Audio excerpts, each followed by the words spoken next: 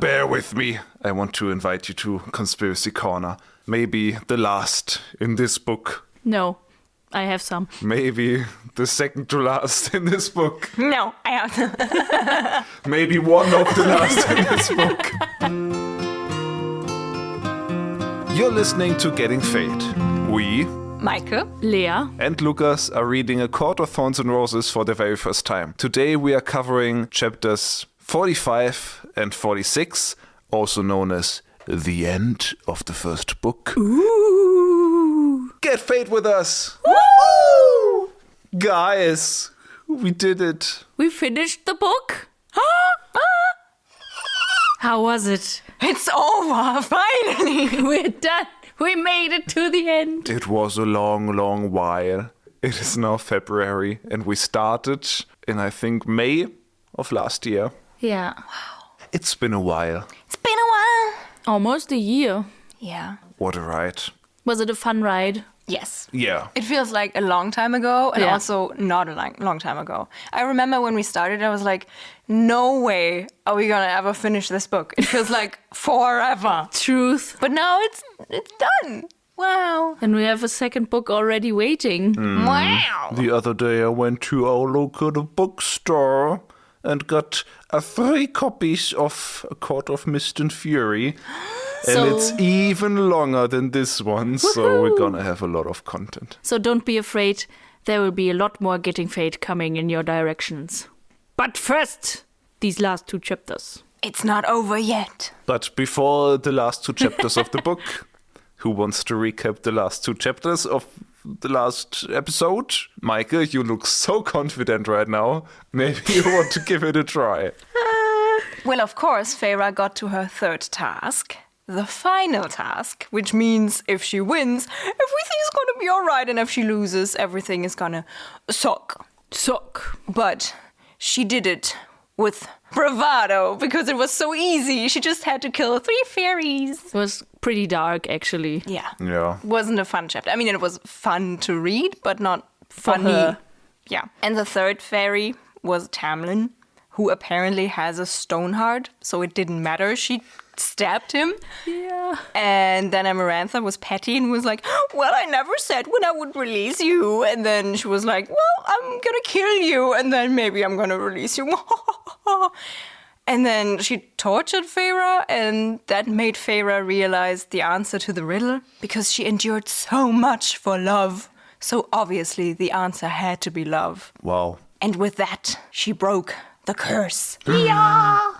But it appears she's now dead. Oof. Well, shall we find out if she truly died? I mean, we left last episode pretty excited. With a Yeah. little teaser. Yeah, we read the first sentence of today's chapters, in which it appeared that she somehow got stuck in Rhysand's mind, because why not? She has a tattoo, so that makes complete sense. I think that's what happens to everyone who's tattooed. Yeah, I've heard so too. Yeah. I mean, we have had a lot of foreshadowing for this because they had their mind-melding stuff before. Yes. I think there are a lot of possibilities with this for future books. Maybe she doesn't even have to, I don't know if I said this the last time, but maybe she doesn't even have to travel to Night Court, and she just like spends her Night Court weeks in Rhysand's mind and then comes back to Spring Court. Is it ever mentioned in the book that he knows she was in there? I don't know. I think no one really knows that she was in there. But we're getting ahead of ourselves. Right now, she is in there because her body died. Through the eyes of her host, Feyre sees her dead body.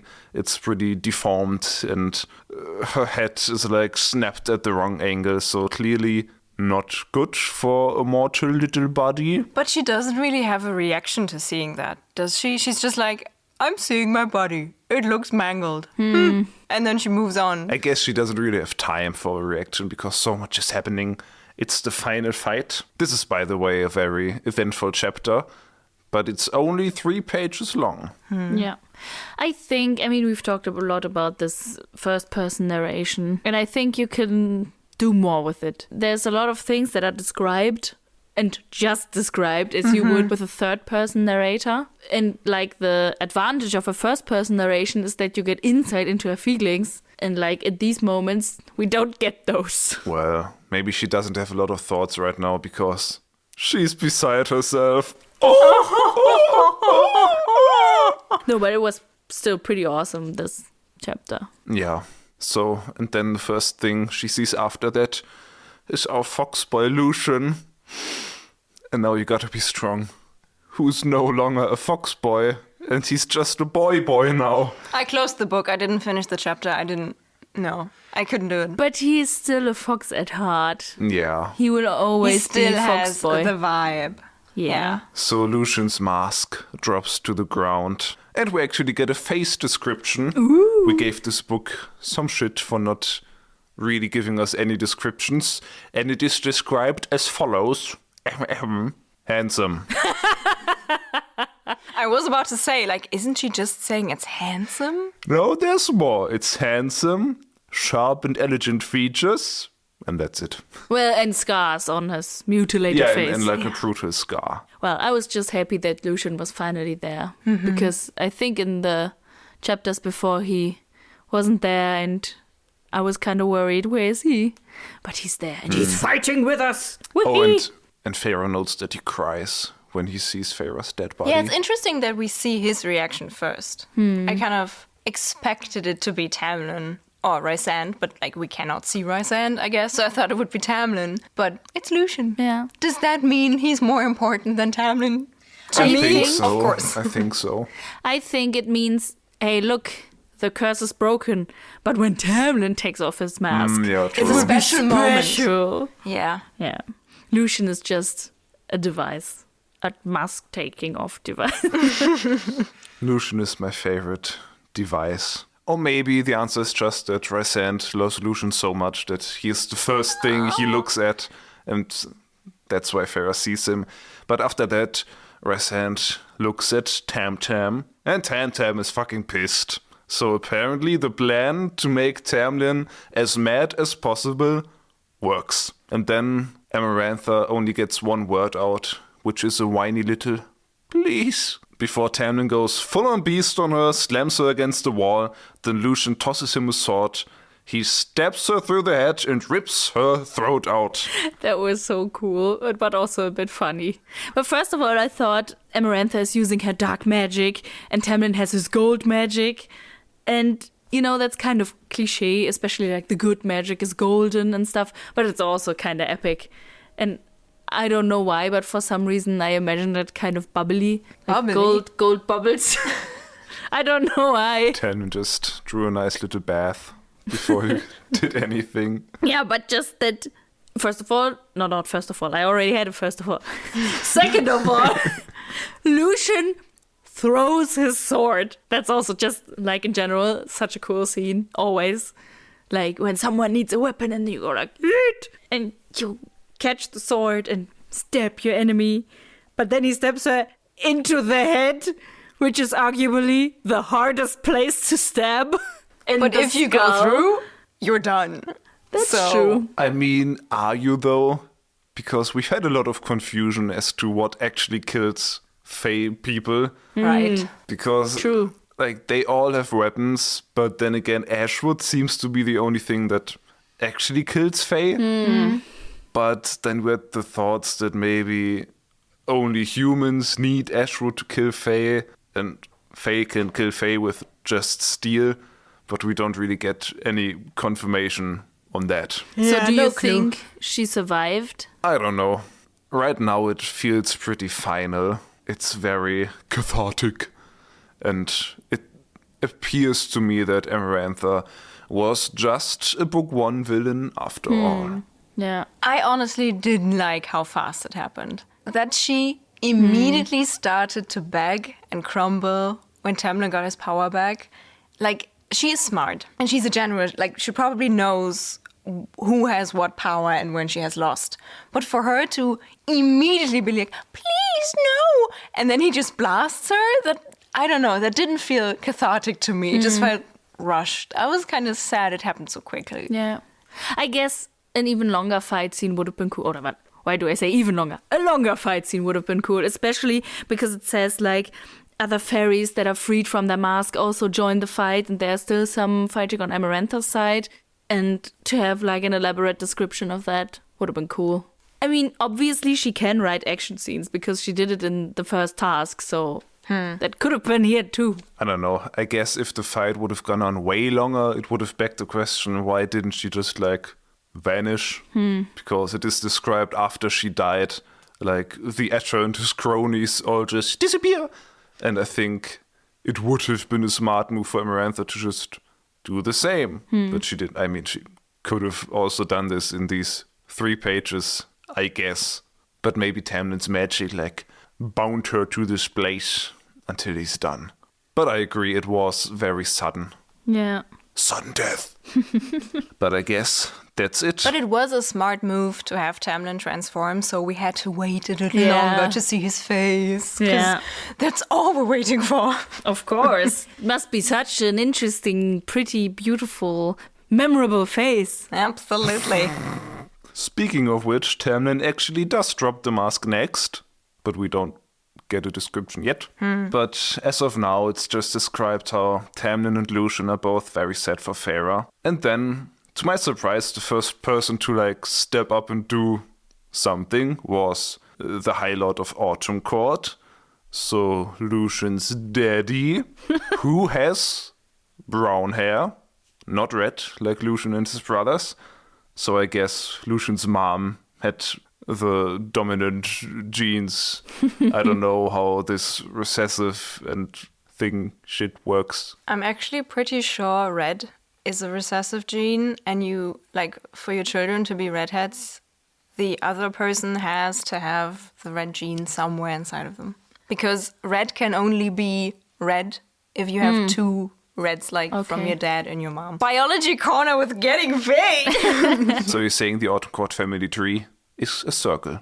No. That somewhere in the father's Line, someone had ancestry. red hair. Because they were related to Lucian's mom. I mean, they're nobles, so probably. But I could be wrong. But I think that's the reason why, like, red hair is kind of rare. Maybe biology works different. This is a fantasy book after all. Or maybe they just all dye their hair because they think it's cool and edgy. They saw their mom doing it. But there are also other Fae watching Feyre's broken corpse with damp eyes. And I just thought, like, all of them are hypocrites. Yeah. Like, I don't know, maybe I am a little bit resentful, but sure, they're sad now after they cheered for her tasks. I don't know. Yeah, I guess they were on her side all along. I guess. I mean, their leader fell, and all of a sudden they didn't know what was happening. They didn't know it was that bad. They were just following orders. But Lulu's dad is not following orders, but out of the goodness of his heart. I imagine I guess. Lucian's mom was like nudging him. She was like, "Let's go there. You move your fucking ass. Let's go. She saved our son. You can go there when you save her." That would explain Probably. a lot. I'm such a Lucian's mom stan. I don't know why. She appeared once, but she was nice and she smells cozy. Yeah, I love her. good woman. Good hygge fairy. I think you are absolutely valid in your love for this woman. Thank you. I was pretty surprised and also very happy that Lucian's father showed up, but the confrontation I had hoped for did not appear. So I'm still looking forward. Maybe next book. But for now, all the Autumn High Lord does is produce a little glittering sparky thingy from his hand that then drops on Feyre. And after that, every single High Lord steps up to Feyre's corpse and does the same. And we get some descriptions of all of them. And Feyre also recognizes all of them because she has some access to Rhysand's memories.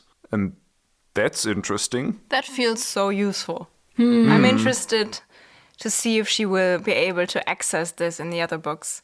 Yeah. Maybe because that would be so cool if she could be like, go into his mind and be like, so he knows this and that about them. Because he can look into minds, so he probably has a lot more information. This is such a cool mechanic. Maybe she can even use it Like obviously she's probably doing it without him knowing, but maybe she can use it to like fight against him or spy on him. Yeah, would be cool. I'm looking forward to more mind shenanigans. I think there's a lot of potential in there. But for now, we only get the High Lord shenanigans. The first one to step up is the one we've already seen, Summercourt. Brown-skinned, a tunic of blue and green, a garland of roses on top of white blonde hair. Which we've discussed, is she like white-haired because he's old? Or because that's just their vibe, Valerian ripoff. And if he's like white blonde, that kind of appears like he's kind of young. We have to admit it can't be a Valerian ripoff because in the books they're not black. That's new for the House of the Dragon show. So we're not saying she like stole the design or something. But then she stole the design from the show and not from the book. No, but the show isn't out. The show came out like a few years ago. The book is from 2015. Yeah, true. That's what I mean. I forgot. Time exists. And then after that, we meet a pale-skinned man wearing white and grey and a crown of shimmering eyes. Where could he be from? So that's obviously Day Court. That's Winter Court. And then after that, someone approaches. He's glowing brightest of them all. He wears a gold and ruby raiment. Raiment? Yes. Do you know what that is? I googled it. Oh, that's good. I didn't. It's like a piece of clothing. I don't know. Wow. Thanks a lot. I don't. It's maybe like similar to skirt-like thing, maybe. So is it long, or is it just a skirt without like an upper part?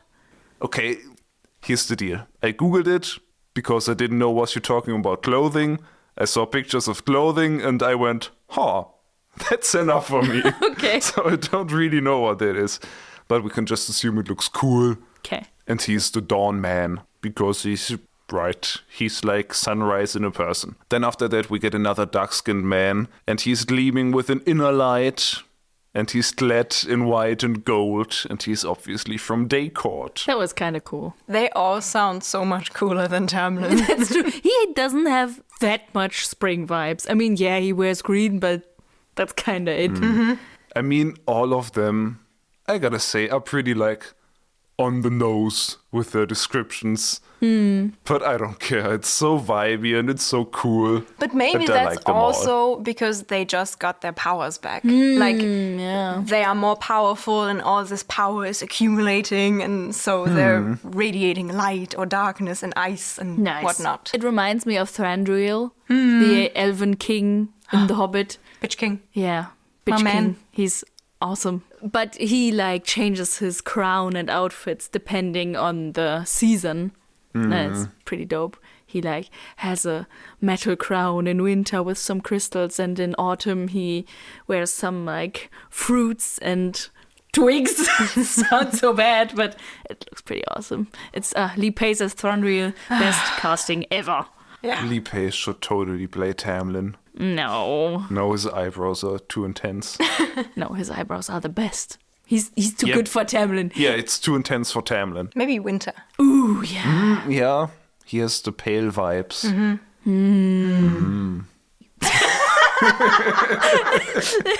And also, unfortunately, all of the High Lords are men. So True. all of our matriarchy dreams are crushed. Right. Well, it was a matriarchy till like a few minutes ago. They crushed the matriarchy. Feyre crushed the matriarchy. So the lesson we learn. Women are evil. Evil little bitches. Bitches. Yeah, so I like them all. I'm really intrigued to see them in further books. Yeah, I need more. I'm looking so forward to book 4, in which the Lee Pace High Lord biologically engineers hybrid children as a weapon. Honestly, I'd pay to see that.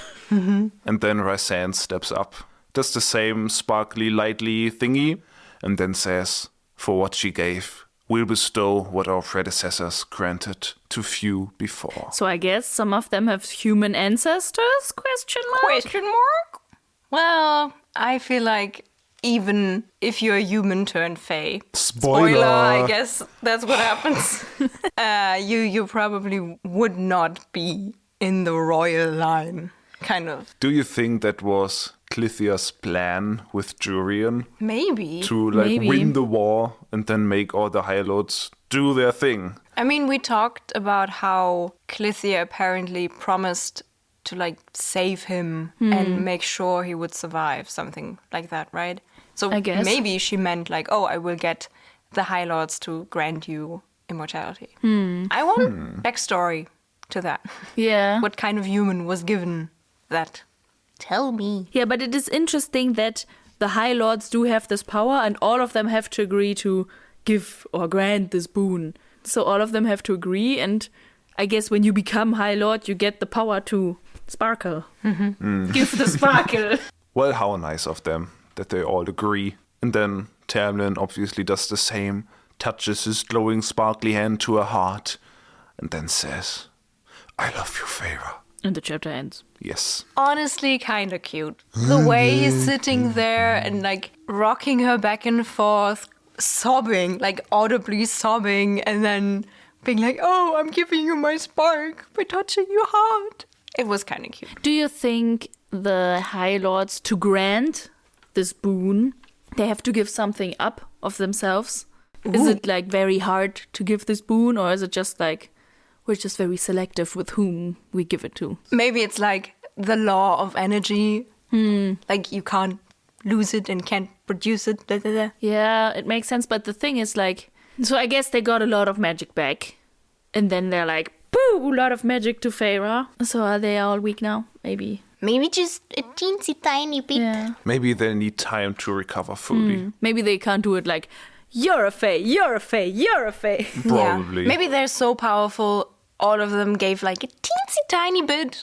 And that is enough to grant you enough power to be a normal Fae. And then you still have a lot of power left. So yeah, to summarize, they made her High Fae. Spoiler. Well, what I didn't really get, did they know that this would work? Because she looks pretty dead. Did they know that she's contained in Rhysand's mind, or did they just do a Hail Mary as to this is the last resort, we could try to bring her back?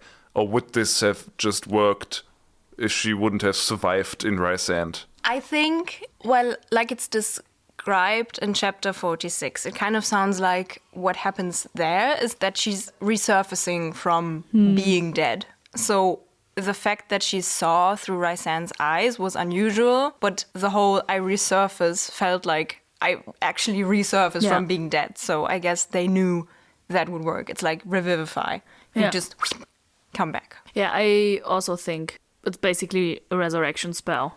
I agree that it would have worked even if she hadn't been stored in Rhysand's mind, and that's just a way for us to experience this scene. And I mean, we have talked about it just now, but I think he doesn't necessarily know that she's there. No, they don't even talk about it. Yeah, and I feel like he would at least make a snarky comment, did you enjoy your time inside of me? Or something like that. But he doesn't, so... I mean, we all have expected her to become immortal at some point, and we also kind of have hoped for that to, level the playing fields. But I did not expect that to happen so soon. True, but it did happen, and I'm so glad that this random theory proved itself true, and I think we can all just take a moment to pat each other's shoulders. I have to admit, I was pretty sure it would happen, because while I don't think it is mentioned, we don't meet Feyre in this other book, and someone's oh, she is Fae. She felt Fae. So I was okay, at some point she will probably turn Fae, so I probably had this little advantage. But I didn't think it would happen so soon. And I'm not sure how I feel about it, because sure, we now got this power imbalance kind of sorted out, but that was also interesting in terms of this whole war that will probably happen in the next book or another book, which is probably humans versus Fae. And now Feyre is not fully human anymore, and it kind of... I can't explain how, but for me it kind of shifts the whole thematic in a way. She's the bridge between worlds, Meike. Yeah, probably. It's just, I don't know. Her stakes are different, maybe. I think it would be cool if she becomes kind of a legendary figure this way, because she has defeated the evil Amarantha. She has freed all of them. She has become High Fae. And I mean, we know the King of Highburn has already heard of her. And this will probably make the news. And she doesn't necessarily love being High Fae. No. And I think that's pretty interesting. So while I do agree her humanness would have brought interesting dynamics, I think this will also bring other interesting dynamics. I like the sentence she uses to tell us Feyre doesn't really like it, because Feyre was like, what have they done? And that makes it sound almost like a punishment to her, like they did something bad, and then Tamlin is like, I'm sorry, this was the only way I could think of. And it sounds like he is apologizing, and that sort of is a show of character for him, because I think for the first time in this book, he kind of tried to get what Feyre is feeling. And it's like, okay, I myself think being Fae is awesome, but she's human, and transforming her and making her something she maybe didn't even want to be is something I maybe should be like gently address. So, nice, Tamlin. You go. Wow. Silver Star. I guess her not necessarily liking that she's High Fae might also come of her guilt. Because she killed those two Fae, and maybe she feels like she just doesn't deserve it. Yeah, it's not only like she has been transformed without being consulted, which would have been hard because she was dead. Yeah, so sure, I don't blame them. No, it's an understandable and reasonable reaction to grant her immortality. But yeah, she now has to, like, she was ready to die of her guilt. And now she has to live forever with her guilt. Yeah. Before her whole reflection about her being High Fae happens, we first have to learn what actually happens to her. Because, as you said, the beginning of the chapter kind of seems like she comes back to life. And it is described how she's like rising through something black, warm and thick. My first thought was just like, ew. I didn't really like that. Maybe that warm, black and thick liquid is just the depth of Rhysand's mind she has to swim out of now. She's like Athena, born from his mind. But I agree that it's probably rather death than his mind. Too. Maybe she was in the immortal land of milk and black honey. Yeah, so I guess she comes back from death. Wow. And I think the fact that she like struggles and actively swims toward the surface and to breathe again, maybe that shows that she has like a will to live, even though she feels guilty. Yeah, maybe if she just like didn't really want it, it wouldn't have worked. It's a good sign, yeah. And then the darkness is described like sparkling wine. So maybe that's once again foreshadowing how she's gonna cope with her guilt. So maybe it's just reading too much into it. Maybe. But how dare you? This is not at all what this podcast is about. No, but like it's described as like sparkling whatever, and like the wine makes you it doesn't make you unconscious, but like you're kind of like not truly conscious while it's happening. Whatever, I can't talk anymore. Well, whatever is happening. So do you think there's connection? Maybe it is so powerful because it has something to do with this death wobble. So you mean fairy wine is actually taken from the place that comes right before death? It's death juice, yes. Okay, metal, but yes. Maybe. I think that makes absolutely and utter sense. It sounds very fantasy, so it could be. They just call it wine because it's fun. Yeah. And like humans make wine out of like grapes, and they make wine out of death. I mean, I have something to support this theory. Because fairy wine is described as like a strong and maybe even psychedelic drug. And in our world, we have a very strong psychedelic drug, which is DMT, which gives you this very, very intense high. And I think that this like reproduces something that your brain just kind of sets free in the moment that you actually die. Is that this ayahuasca stuff? Yeah, I think DMT is in ayahuasca. That was psychedelic knowledge corner with getting Fae'd. So I think your fairy wine being death juice theory makes absolute sense. Yeah. Okay, I think so too. Great job. Thanks for your validation, guys. I feel better now. Have some fairy wine. Oh. Well, speaking of death juice, quite a bit of that leaks out of Amarantha's body. Blood. She's dead. I just wanted to make a transition because she now sees. Oh, okay. Oh, okay. It's not fairy wine that leaks out of her body. It's just I wanted to keep the flow, okay? No, Yeah. that's okay. It didn't work.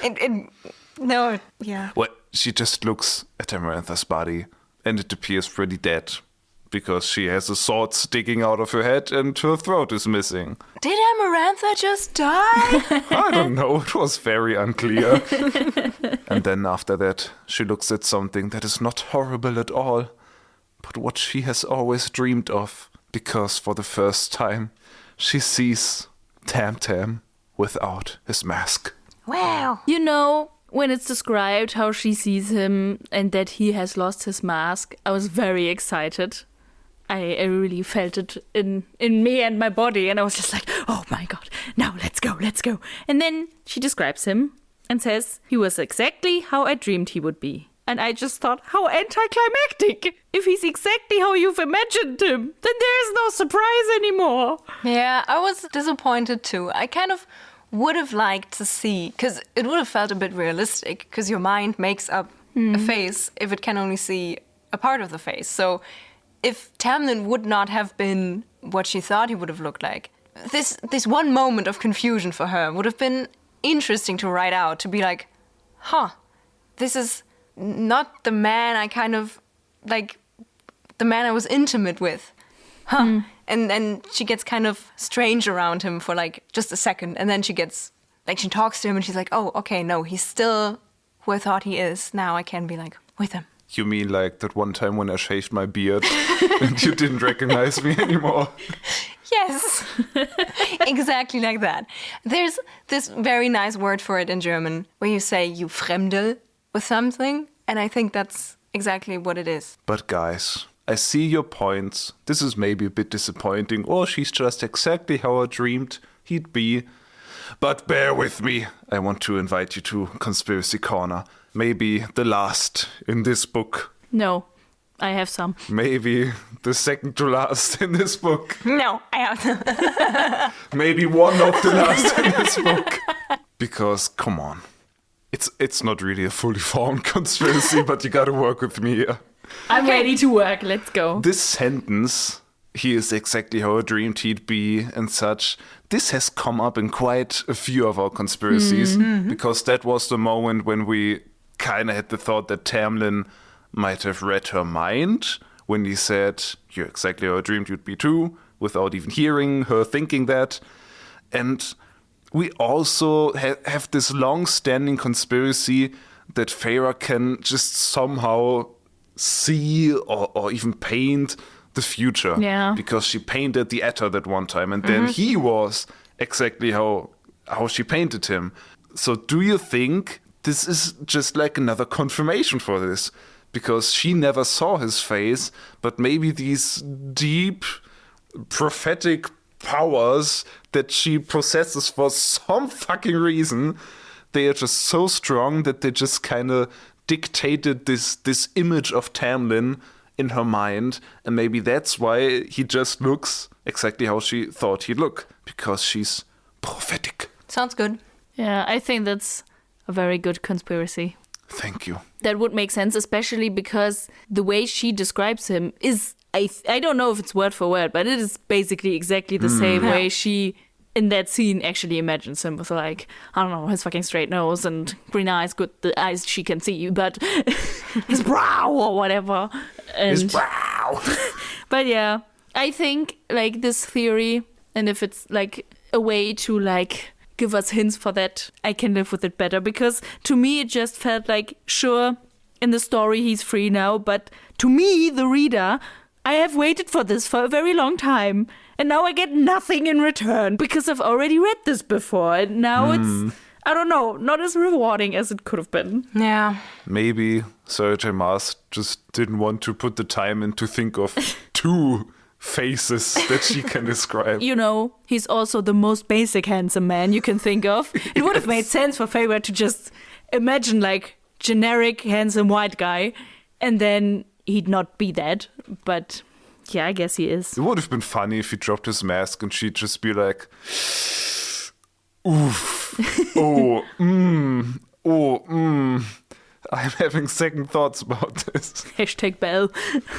Lukas and I have been watching some Love is Blind commentary videos, and there's always this moment when, after they talk without seeing each other, they get to see each other. And you can always tell in the face of the person if they like what they see or if they imagine differently.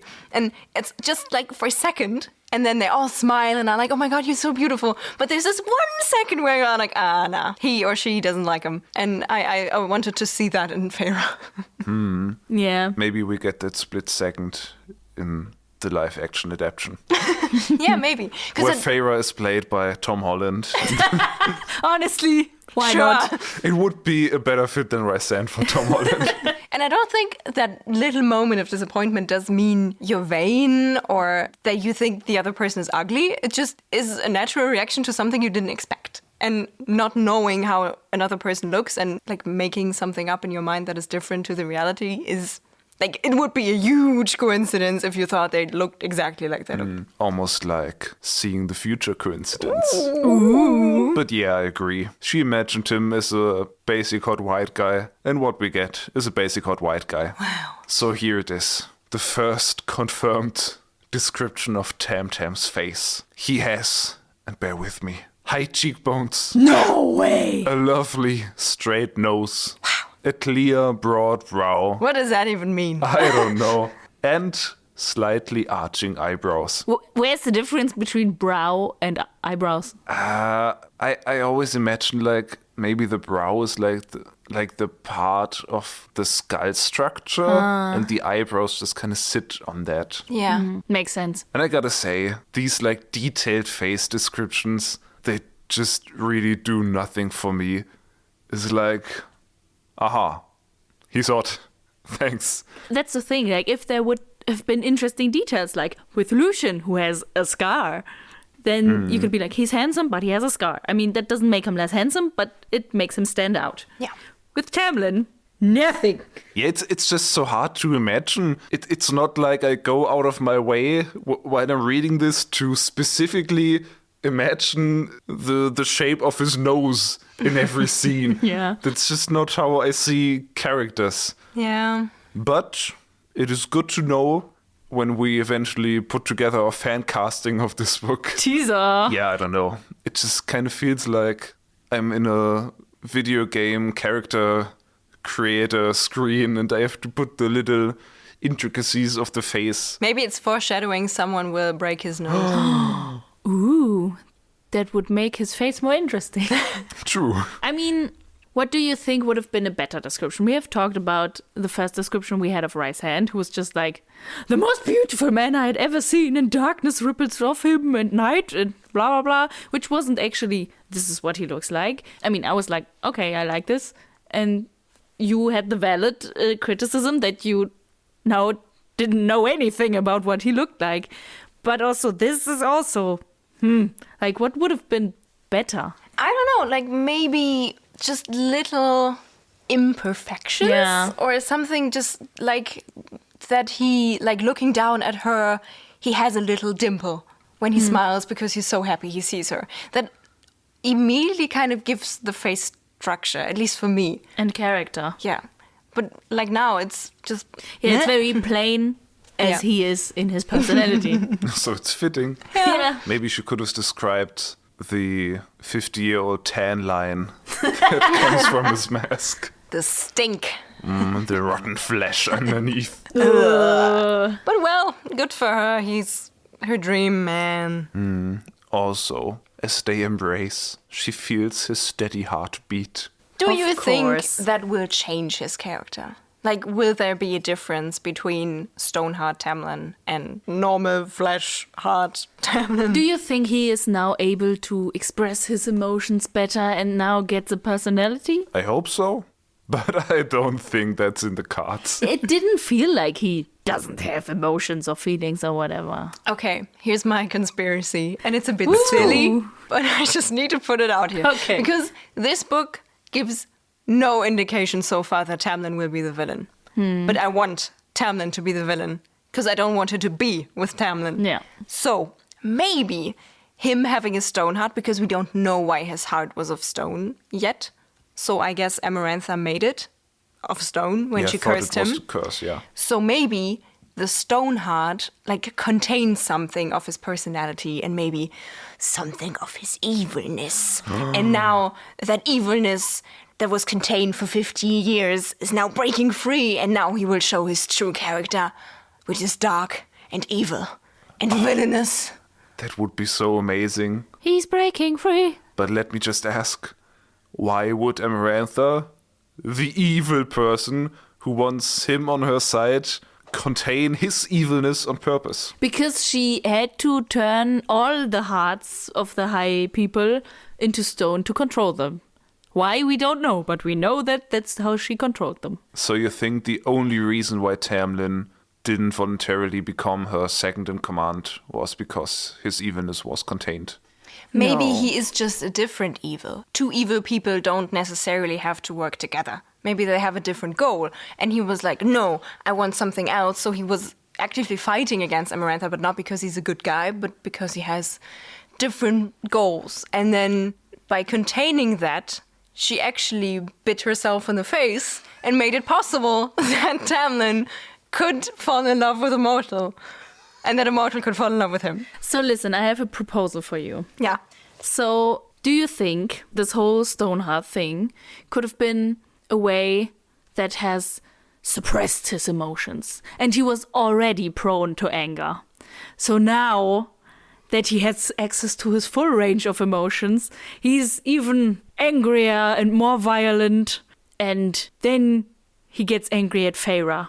I mean, I don't want him to assault Feyre again, but you know, maybe she's like, I had a good time with Rhysand while I was with him, and he's like, angry, and then he becomes depressed and jealous, and that's how he becomes the villain. I have thought of that, and in my notes, I put it like at the end of my notes because it is a prediction for the second book, but I was like, Tamlin will be the villain, but not just abusive. Like, I want him to have a goal that is evil in a fantasy world. Like, Yeah. I want him to, I don't know, free the ghost army from the south. I don't know, something like that. But I don't want him to be just an abusive person that makes Feyre's life hard. Yeah. Maybe he's like, well, now that you're not mortal anymore, we don't have to save them, right? Jesus! I mean, your family will be dead in a couple of years anyways. Damn, that would be cold. But funny. It would be a bit funny. So then, there's a little break in the chapter, and I'd say Tamlin and Feyre have like a little epilogue of this first book and their relationship and stuff, and I've just comprised a list of interesting things that happen and that we learn in this part of the chapter. So it turns out Feyre feels very guilty about the two Fae that she murdered, but she chooses to just kind of push that aside into book 2 for now. Truth. We need the content. Yeah, so she's kind of suppressing her emotions. But at this point, I feel like that's valid because she can't really just deal with everything that happened and her intense, guilty emotions. So it makes sense to be like, okay, I have these feelings, I will just deal with them later. Yeah, I really like that she's not just over it. It's good. And I kind of enjoyed the way it has stayed with her. And to be like, yeah, this is a problem for a later day feels kind of accurate. Then we learn that the Atter and a few of the more nastier fairies just disappeared immediately after Amarantha died. So I guess we will see them again sometime in the future. Also, Lucian's brothers also disappeared. So You think they went to the king of Highburn. I guessed so, that maybe all the Fae that were really devoted to Amarantha just go to the next best supervillain. And Would be are cool. now in cahoots with the High King. Would be kind of sad if the Etta just disappeared. I think, even though to me he seemed a little bit Silly. funny. Yeah, silly is the right word in the end. There's still a lot of potential there. But what I found interesting is that in the previous chapter, where like everyone was solemn and not even Lucian's brothers cheered for Amarantha anymore, Feyre was like, oh, were they like just playing for her amusement? And now Lucian's brothers have disappeared. So do you think Lucian's brothers are actually evil? I mean, I like the drama of that family, so I hope so. Because his father seems just like kind of the way High Fae can be. Like, he doesn't seem necessarily evil in like the sense of like a villain, just not a nice person. And then his mom seems kind of cool, and Lucian is awesome. So having his siblings be loyal to the actual villain would be an interesting dynamic. so, but do you think they all went to Highburn? Yeah, maybe. I think it's very unclear. Obviously. Maybe they don't like the King of Highburn and they just... Regroup somewhere. Yeah, or maybe they just are shit people and that's why some other fairies have like a grudge with them and that's why they just fled, because they're not like under Amarantha's protection anymore. I mean, it would make sense if they at some point appeared at the King of Highburns. Like, I think it might be a bit of a stretch to say, oh, they disappeared and immediately like teleported to Highburn, but maybe they just teleported away and got to the conclusion he could be a good bet for Yeah. us. And then eventually when Feyre and her friends have to fight or meet the King of Highburn, there they are, all of them again. I mean, to support your theory, Highburn, after all, on the map is the equivalent to Ireland, and they are all redheads. So Makes sense. it makes sense. They just went home. That would be so funny if, like, the mother came from Highburn and now the brothers go to their ancestors' homeland. It might be the case. Also, on a completely different note, we learn that Tamlin looks like he is in his late 20s. And I think that's the first time we got actual confirmation on how old he actually looks. Also, very important to know for our ACOTAR fan cast. And then something amazing happens, because Tamlin actually thanks Feyre for what she did and for all that she gave. And we pretty much feared that it would be like a thing that she gives everything to save him, and then she does, and then he's like, how could you put yourself in danger, you stupid woman? But that does not happen. Maybe because his evilness is not yet fully emerged from his stone heart, but that does not happen, so go Tamlin. He is a good boy here. Yeah. Pity. And then Feyre thinks about the two Fae she killed and fears that their faces are all she's gonna see instead of the colors and the light. If she could ever bring herself to paint again. In the story, this is like pretty sad because I don't have my, I don't know, Creative sparkling spirit. Yeah, my sparkling drive to paint anymore. But like in secret, I was like, yes. I mean, I don't actually want her to lose that. I just want her to stop being annoying about it in the book. I want her Yeah. to actually paint. Yeah, just Because don't her talk about paintings it. were interesting. I want her to either stop talking about it or have something interesting to say about it. Yeah. And then they fuck. Oh, I had some thoughts before that. Go ahead. Okay. And then Lea has some thoughts. Before they fuck. Yeah. Because, as you said, she is very guilt-ridden. But, like, at some point she gazes into his eyes and his face that is now masked-free. And she's like, this is what I had murdered those fairies for. And I was like, okay. Like, I know it's not just so Tamlin can take his mask off and that there was much more at stake. But this sentence just makes it seem like it was just for the mask. And that's a bit disturbing. Yeah. It's not just so that Tamlin can stop suffering, it's so she can see his sexy arching eyebrows. Yeah. But she's being very honest with herself. Like, to be like, this is what I murdered them for, is very straightforward, but it is kind of the truth. He's not like, oh, this is what they sacrificed themselves for or something. Like, she's like, okay, this is what I actively put someone to death. Yeah. So they can have death wine. And as we have established, she still feels very guilty for this putting them to death. And then she's like, I should be begging for his forgiveness, weeping with shame for all I had done. And I'm just like, no. Like, I get it, especially now with something to actually feel guilty for and her tendency to, like, blame herself for everything, that she gets to this conclusion, but she doesn't need Tamlin's forgiveness. Yeah. We had her, like, I have my self-confidence now moment.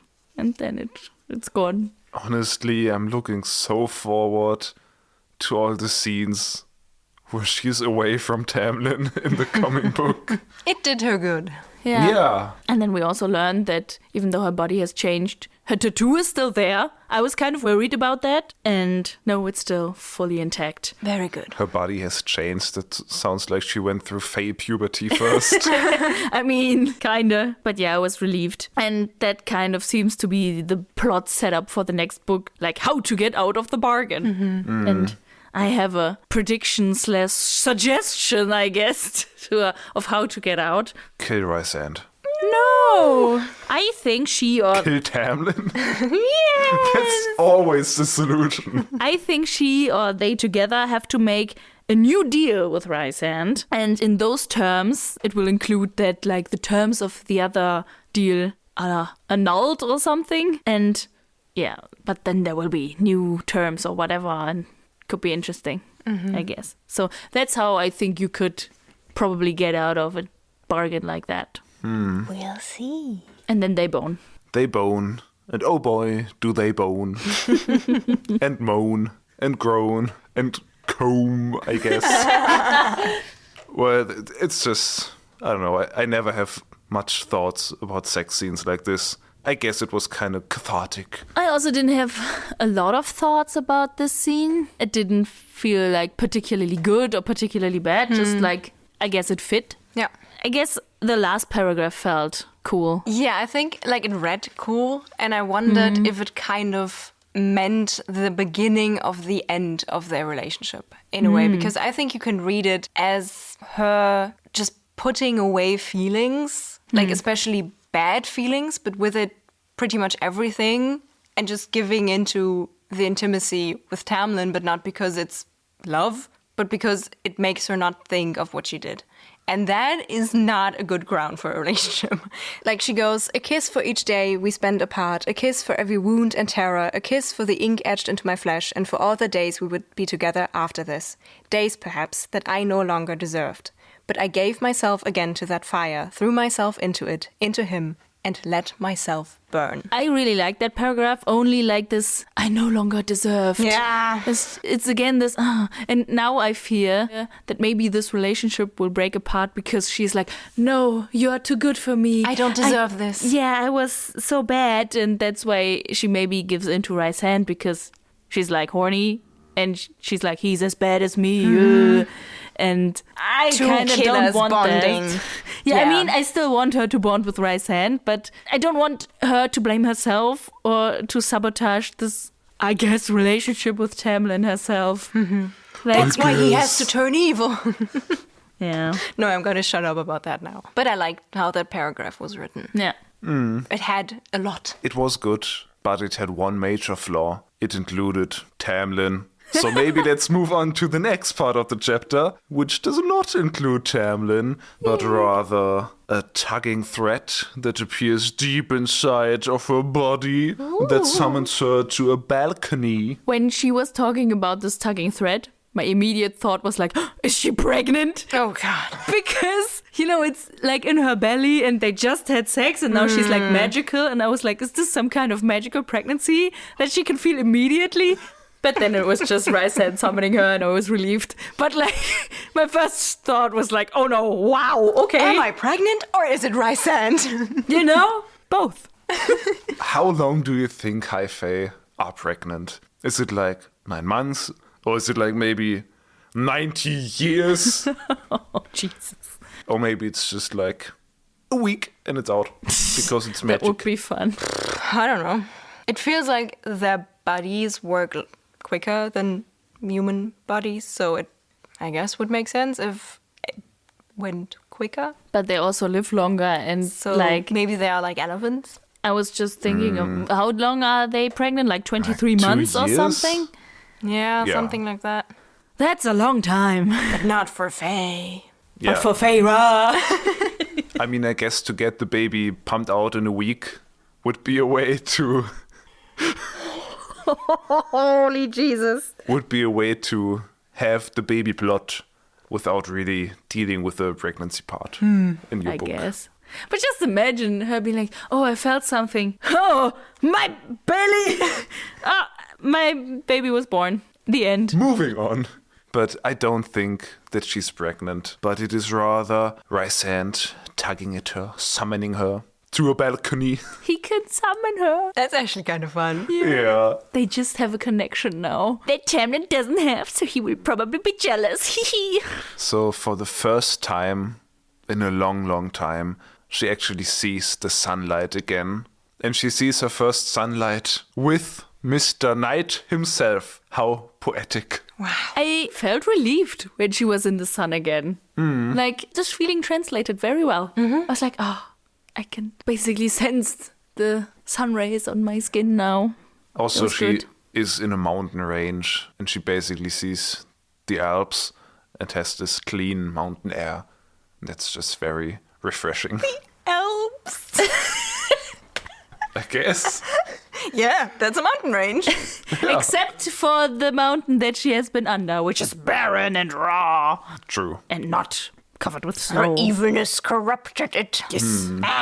Rhysand also has his wings out, but his talents are not visible, just as to not disturb Lea. Thank you. Thank you, book. Thank you, I Rhysand. laughed out loud when the book said there were like no talons on his hand and feet.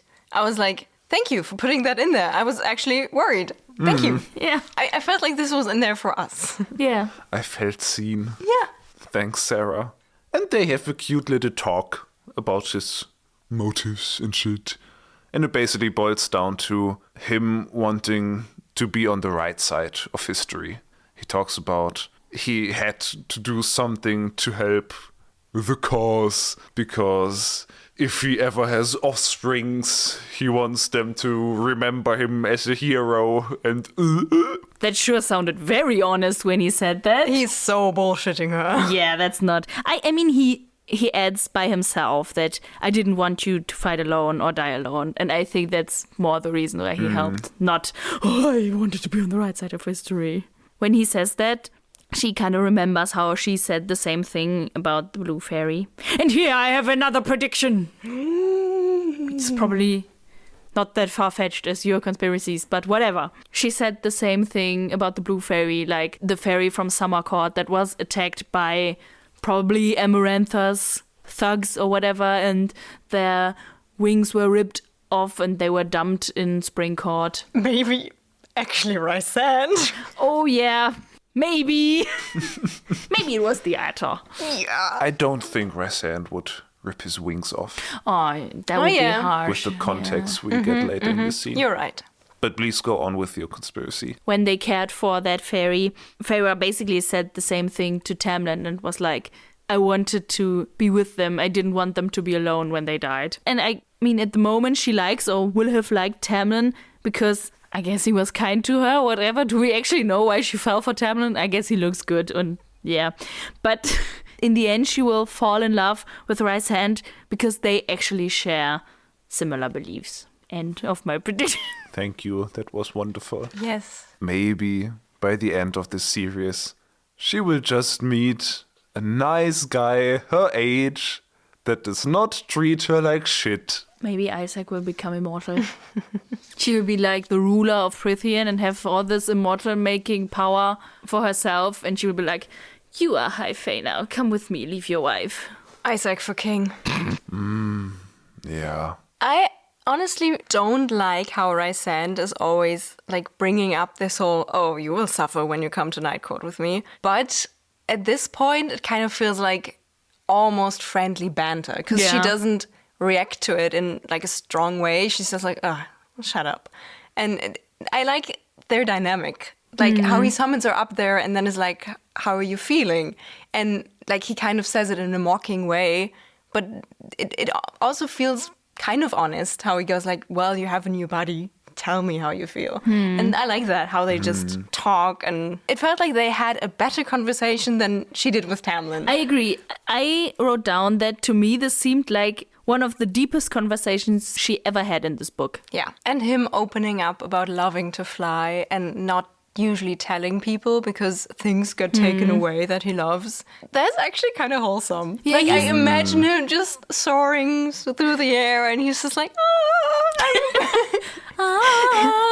he's just having a good time, and I kind of like that, and that he tells her. Yeah. But also like the sentence, like things I love have a tendency to get taken away from me. He's like also talking about Feyre, right? He's like, oh, you're leaving to Springcourt with Tamlin. But he's a little edgelord. Like this time, like he's trying to get her back with his bargain. Boy. Like he's vulnerable with her, and that's cool. But also he says, I'll taste the skies again. Which is just funny. He has a hobby. It's nice. I like the content of what he's saying here, but the way he says it is just a tiny bit silly. Do you think we will get some cool flying scenes in the next book? Where Feyre can join him somehow? In his mind. And they can just fly in his body together. Yeah. And or then maybe she ride him. Or maybe she... The wings are on his back. He grabs her in his talons and that's how she joins. No, I think they will like train to use their mind meld, and then he can like give her control of his body, and then she can fly. Sounds good. I'm just glad that Rhysand has these moments where I'm like, boy. Because that means I'm not fully falling for him, because that would make me concerned. Because I feel like now at 25, I shouldn't just fall for every dark, broody edge guy in a book. But it's very easy to do so. So I'm glad when I take little moments of reflection for myself. As long as you don't fall for them in real life. Just for context, I'm not a broody shadow guy. Yet. But you could be. Okay. No, if you say so. I'm buying my black hair dye and eyeliner tomorrow. So yeah, this whole wing conversation was kind of cute. And also we don't really have to do any analytic work because the book does it for us. Yippee! There's this one quote. A high lord who loved to fly, trapped under a mountain. Deep shit. Deep shit. I also found it kind of funny that she was like, oh, maybe he's actually 10. He was just trapped under the mountain for so long and couldn't see the sun. And I was just like, okay. What? This is so random. I guess the point of this scene is to show us that he's just like a product of the poor circumstances he's in. And he might be a cool guy. He's cool guy. Cool guy. Yeah. Oh yeah, and then they talk about how like Feyre's heart is still human, even though her body is Fae. And that means she can like feel more intensely. I have no thoughts about that. Yeah, I think we've talked about the whole immortal beings valuing the human heart and the ability to feel as a human, because they are kind of detached from that. So this is just a trope being repeated here, but it makes sense. I think it's nice for him to be like, it's totally okay for you to still have the same feelings because your body changed, but who you are and what you didn't. So that's cool. Stick to that. Good boy. Yeah. Validating her feelings. Woo! We love to see that in a man. Something Tamlin never could do. And then something happens that I didn't really make any sense of. Maybe I just read the quote. And we can discuss it in our conspiracy corner. Do. Conspiracy. With getting Fae'd. Wow, wow, wow, wow. Wow, wow, wow, wow. Oh. Me, moo, moo. Ba-da-ba-da-ba. Boom. Well, the conversation ends with, well, goodbye for now, he said, rolling his neck as if we hadn't been talking about anything important at all. He bowed at the waist, those wings vanishing entirely, and had begun to fade into the nearest shadow when he went rigid. His eyes locked on mine, wide and wild, and his nostrils flared. Shock, pure shock, flashed across his features at whatever he saw on my face, and he stumbled back a step. Actually, stumbled. "What is?" I began. He disappeared. Simply disappeared. Not a shadow in sight. Into the crisp air. I have to say, I really love your Feyre voice. Oh, thank you. Like, what I have a is that prediction. all about? I have a prediction. Please, Do you enlighten think- us. Do you think he felt the mating bond form in this moment? What I kind of thought at first is that maybe he like half teleported away and then something happened on his side of the teleportation and that's why something is weird. But you're right, he saw something in her face. Yes, that's how it's described. That's what is weird, that he's like pure shock at whatever he saw on my face. A beard. Yes, please give me Feyre He's with the seeing the beard. blue and green stripes. He saw she's not high fae, but she's fairy. Okay, I have a prediction. Sure, go ahead. I don't know if I want to make this. This is just kind of fucked up rambling, but Is it disgusting? a bit. Disgusting. This is holding on again to this belief that our very first big theory might be right. Feyre has some sort of Fae ancestry for some reason, and maybe his shock was, damn, she kind of looks like my mom. That would be funny, though. And, It would be incest, but kind of funny. I mean, Oh no! They haven't, It's like- incest again. they haven't really, fallen in love. But they full on made out, so Yeah, he kissed her. Look at Luke and Lea. They also kissed. you feel so offended. Is that something you do with your brother on a daily basis? No, I just like incest stories because it's funny. Okay. It's funny. And imagine them as siblings. They would have such a fun dynamic. I mean, Incredible banter. yeah, I would hope they would not pursue a relationship anymore. I mean, if they do, I guess, but they would be so fun siblings. That's true. But I also like that he is in danger. Because then he would be a damsel in distress and Feyre can save him. Yeah, Yay. book 2 being about her rescuing Rhysand would be so awesome. Yeah. Book 1 is rescuing Tamlin. Book 2 is rescuing Rhysand. Book 3 is rescuing my new guy I met in book 2. Lucian. I mean, it would be kind of a spin because book 1 is first he abducts me, then I have to save him. And then book 2 would be first I have to save him, So and then that he he can- can abduct me. Yeah. Yeah, maybe we should just move on. There's only 1 page left. Yes. Yes. Guys, it's the end of the book. So, our golden couple, Tamlin and Feyre, they go back to Spring Court. And also several Fae of several courts kind of destroyed Amarantha's court for good. And Amarantha's body, or so Feyre has heard, has been hauled off to be burned somewhere.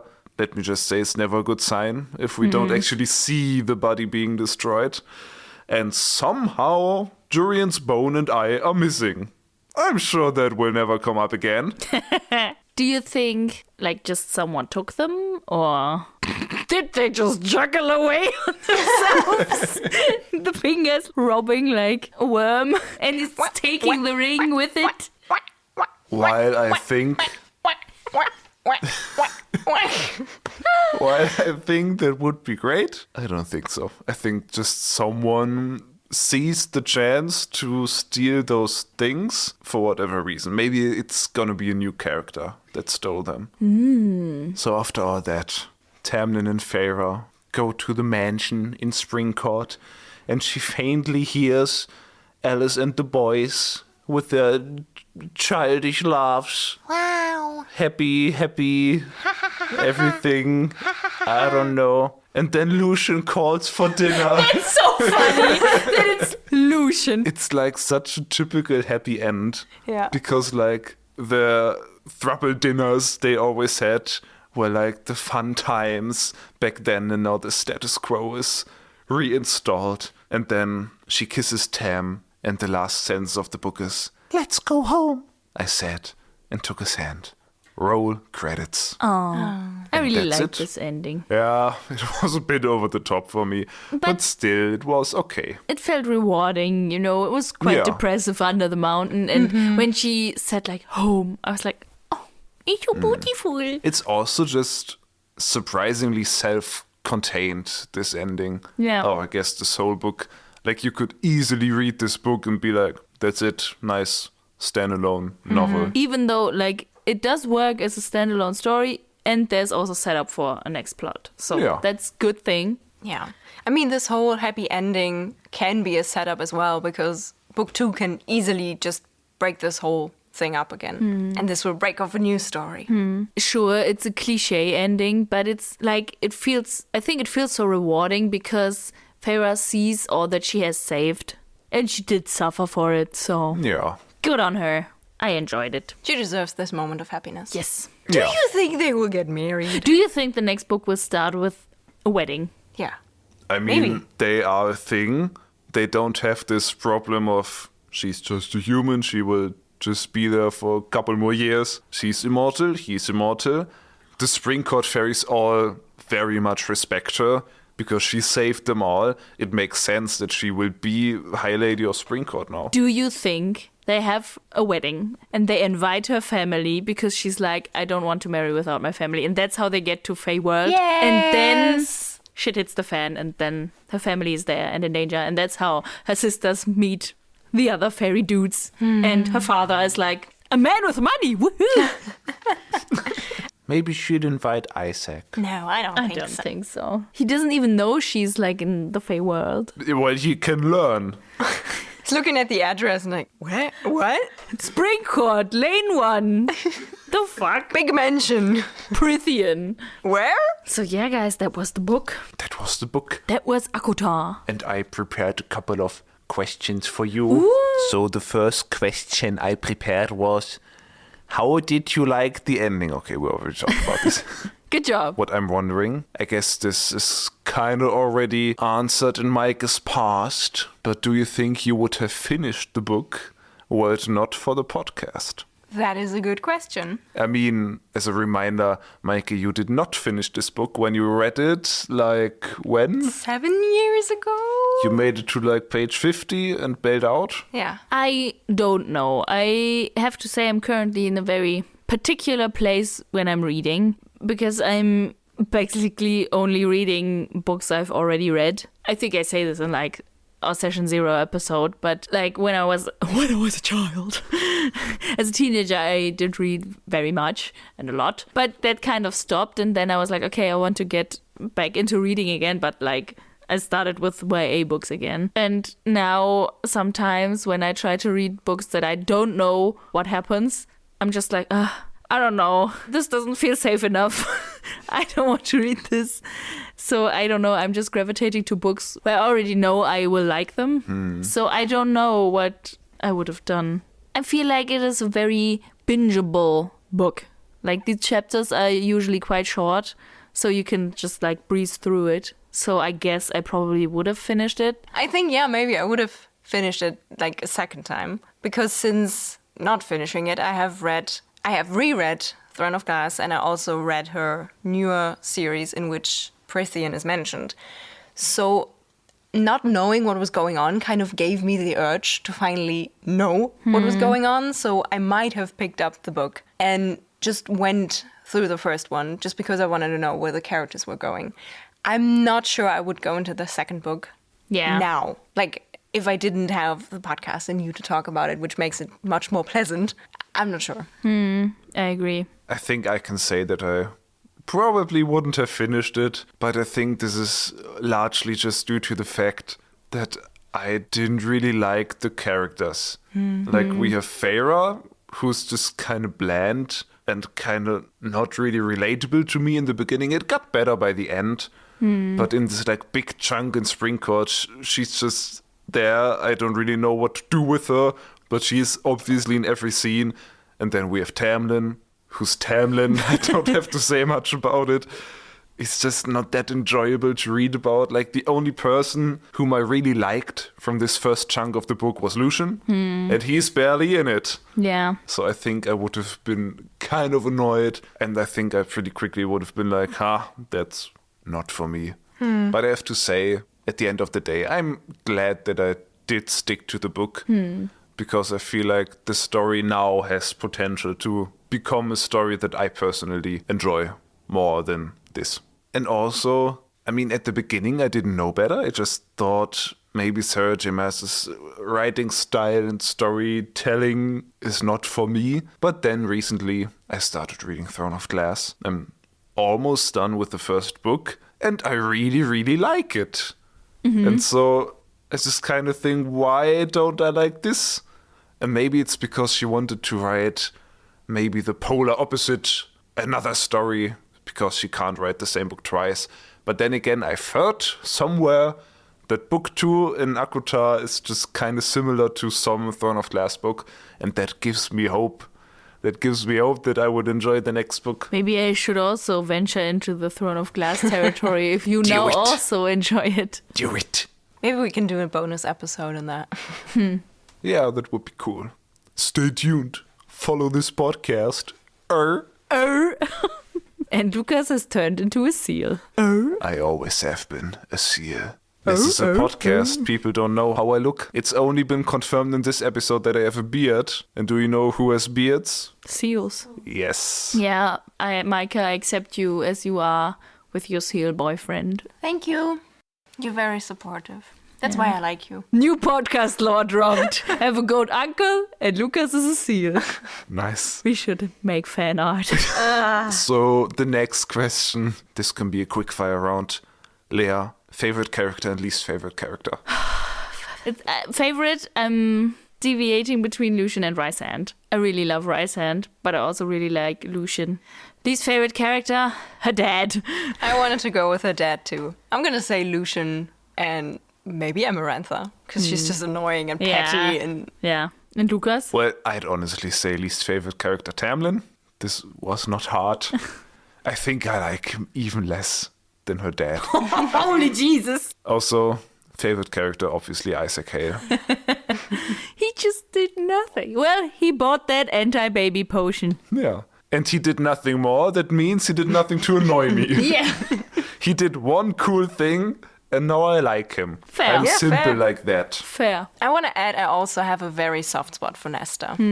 Yeah, true. I want to give her an honorable mention. I guess the next thing was also something we talked about a lot. What are your top predictions for book 2? She will fall in love with Rhysand. Okay, Meike. I want more Lucian content, and I think his content will be the issues with his parents. Well, there's a difference between your prediction and what you want to happen. My prediction is that there will be Lucian content, and the content will be his conflict with his family, especially like his bad relationship to his father and his maybe okay-ish relationship to his mom, who's still with his dad, and then the absence of his brothers who maybe reappear. That would be what I want to happen, but I'm not sure if it will. But we'll see. And I think someone is trying to resurrect Jurian. Good prediction, good Good prediction. prediction, yeah. What about you, Fuck, Lukas? I don't have one. I could have made one up because I had the time. Okay, let me just think. My prediction is that Feyre will somehow be able to fly with Rhysand. Be it through her own wings, or through his mind, or in his talents. I think Feyre will taste the skies. And she will taste other stuff while she's there. Guys, this feels exciting and weird. Like, I don't think I've ever taken so much time to read a book. Like, I'm a fast-paced reader, and I usually blaze through books, so I don't remember anything afterwards. But that's just my style, and now I dug so deep into everything, and now it's done. I think for me, this is also the most thorough I've ever read a book. Like, I know so much about this, and it's kind of funny because I think this book is kind of mediocre. and if I don't really like something, I don't go out of my way to know a lot of things about this and think much of it. So this is kind of a funny in-between state. Yeah, I don't know how to feel about being an expert on ACOTAR now, but Well, that's life. Yep. So I guess these were all my questions. Thank you. Thank you. I think it was a good way to summarize our thoughts. I brought you a story. I'd like to tell you a story about my mother. Because, she was very interested in what we're doing here in our podcast. But she wasn't really able to listen to our podcast because she's not that well versed in the English language. And so she read the book in German. And I thought it was very interesting what her thoughts were about this book. My mother is obviously a little bit older than us. She's in the beginning of her 60s. So maybe the perspective of a woman in advanced age. I guess. Yeah. A mature woman. And so I asked her what she thought about the book. And, well, she really didn't like it. What? I'm surprised. Yeah. But she also said she couldn't stop reading because she just wanted to know what happens next. So when I talked to her on the phone, she was like, oh, I'm so relieved I finally finished this book. It was so bad.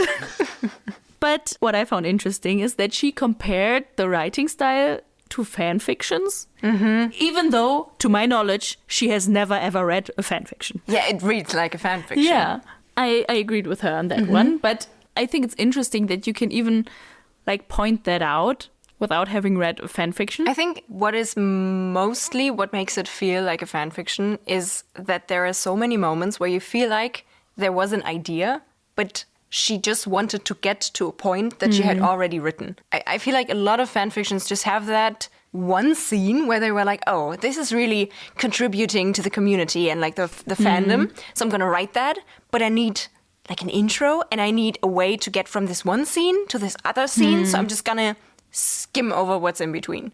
Yeah. And this book has many moments where it feels like that. So very good catch from your mom's side. Yeah, good Smart lady. analyst. Yeah. And, well, my mother shocked me a little bit because she liked Tamlin the most. What? Yep. For her, Tamlin was the most interesting character. What? Did they put additional story bits in the German version? Or? I don't know. I think this book is very different when you really speed read through it. Because you just probably get the story beats, I think. And in her opinion, Rhysand didn't have much to do, and Lucien was just there. So I guess in her opinion, Tamlin just had the most things to do, and knew the most about Tamlin, so she liked him the most. But she also had the theory that Lucien is also in love with Feyre, but he couldn't act on it because Tamlin and Feyre obviously have to fall in love. And she said the boss has seniority, so that's why he couldn't act on it. And I really like that theory. Yeah. And parents, they know what's up. Parents can tell when people are in love. So I'm buying your mom's word here. Yeah. And I mean, Feyre didn't signal that she has feelings for Lucien, but Lucien held back. Once Lucien whips out his game, it's on. He probably it's is. on. He must have sick game, right? Yeah. And I credit her a lot because she read this book just so she would know what we were talking about.